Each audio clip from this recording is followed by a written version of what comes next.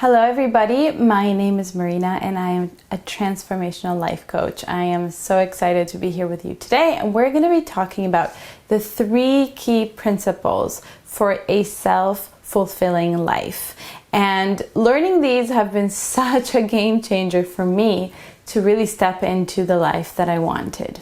So really quickly, I wanted to share the difference between self-fulfillment in life and happiness, because they're super different things.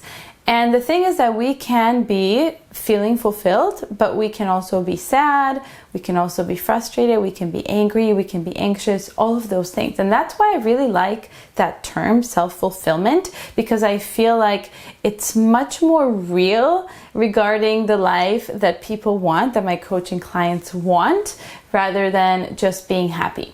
It's not realistic that we're always happy. We are going to have down moments, but it is realistic to believe that we are going to live a self-fulfilling life. And what that means is that you are choosing your life, you are choosing your direction, you are choosing what you want, and you feel excited by what you're doing. Sometimes you're gonna feel terrified. Sometimes you're going to feel so scared and angry and different emotions.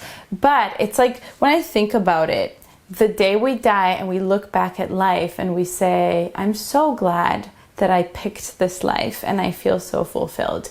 That's what it's all about. And the 3 principles that I always teach my clients that are completely crucial to living a fulfilling life is self-compassion, self-connection, and taking personal responsibility. So I'm going to break these down a little bit for you. Self-compassion is super important because, again, fulfillment doesn't mean that we're always happy. We're going to have really difficult moments. We're going to go for things that are big, that are exciting, and that are fucking terrifying, right? So on that journey, we're not always gonna feel like we're achieving things, like everything's going perfect, it's going great, like life is perfect. No. It's not a dream, it's life. So on that journey, when you have self-compassion, and I'm happy to make a separate video about self-compassion because it seriously changed my life. It's probably one of the biggest ones.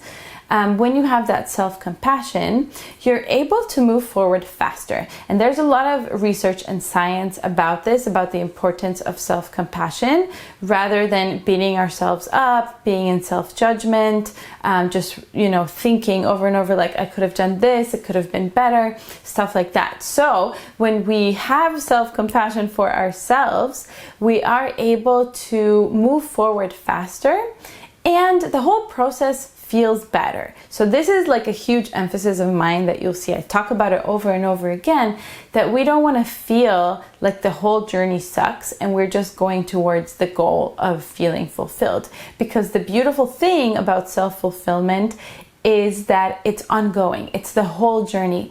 Even when you're down, even when you're up, you are still feeling fulfilled. So on that journey, we want to have self-compassion. We want to have that sense of self-acceptance, that it's okay to mess up, and actually reward ourselves for growth. So that's the first pillar. The second pillar is self-connection. And this is so huge because we live in a world where people are not connected to themselves. So it's kind of like the first step, because if you don't know what you want, of course, you're not going to have a fulfilling life, because you're not going to know what to go for. You're just going to go with the current. You're going to go with what people are telling you to do. So having that self-connection is going to help you determine in the first place, what is it that you want to do? What excites you? What lights you up? And there are so many practices that I can share for cultivating that sense of self-compassion. For me, it was huge because I was in an abusive relationship that really distanced me from my own self in so many different ways, whether in the body. So that is how trauma functions very often with people who have experienced trauma. They can experience having this sense of being outside their body, not living in their bodies. And so being disconnected from your physical body, from your sensations, and then also, just connecting to your wants and excitements and wishes and not going with the flow, but going with your heart's desires. So that is the second one of self-connection. And the third one is personal responsibility. And I find that it's so foreign to us. It's so foreign to so many of us. And I remember the first time that I heard it from one of my coaches, and I actually asked, what is that? I didn't even understand what she meant. So it used to be very foreign to me. And what taking responsibility means is that you're always looking at situations in terms of what can I do? What's my part in it? And you're not looking to blame. So you're not blaming other people, other circumstances. You're always looking at, how did I create this with my thoughts, with my actions, with my feelings?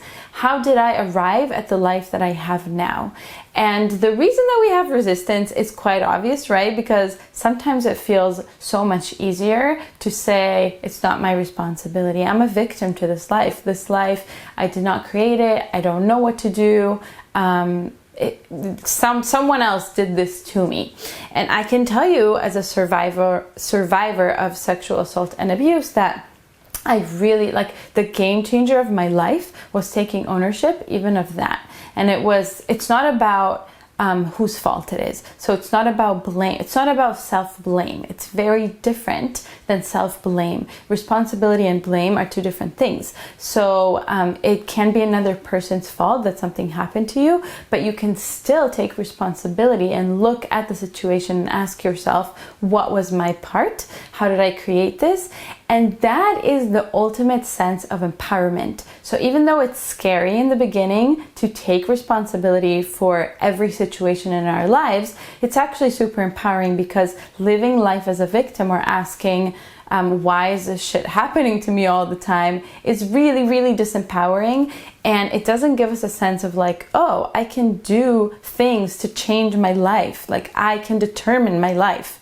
So those are the three core principles. I'll talk more about them in future videos. If you have any questions, let me know in the comments. I would love to support you.